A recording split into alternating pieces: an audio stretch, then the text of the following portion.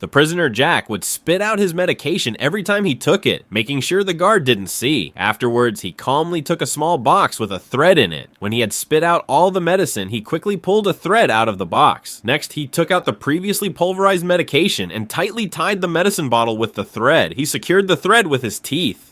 Then, Jack slowly put the bottle into his mouth. He clenched his fist tightly until he had swallowed the bottle into his stomach. After that, he carefully disassembled a matchbox. He moved the flint from the inside and inserted it between the layers of his fingernail. After making sure it could spark, he immediately hid the flint. This was the first step of his escape plan. Soon, Jack was taken onto a plane. However, Jack was not being released from prison. In fact, he was going to donate his bone marrow to a severely ill boy because the boy's rich father had paid Jack $5 million to save his son. At this time, all preparations for the surgery were complete. Now they were just waiting for Jack to be brought in. As the plane landed, police cars quickly cleared the way for the vehicle transporting the prisoner. They drove straight to the hospital entrance without any hindrance. At this moment, the warden was very serious because Jack in the prisoner transport vehicle was like money walking for him. But at that very moment, a police dog picked up a scent from Jack. However, Jack immediately frightened it away. Seeing Jack hand over confidential documents to the hospital staff, he immediately realized that he was now under the rich man's protection. Jack looked at the rich man in front of him with an extremely grateful look. If it weren't for that man, he would never have had the chance to escape. Knowing that Jack was a high-risk prisoner, the doctors carefully lifted him onto the hospital bed without removing the handcuffs. That's why Jack complimented the doctors, and those complimentary words convinced them to remove the handcuffs. Just then, Jack opened the medicine bottle he had swallowed.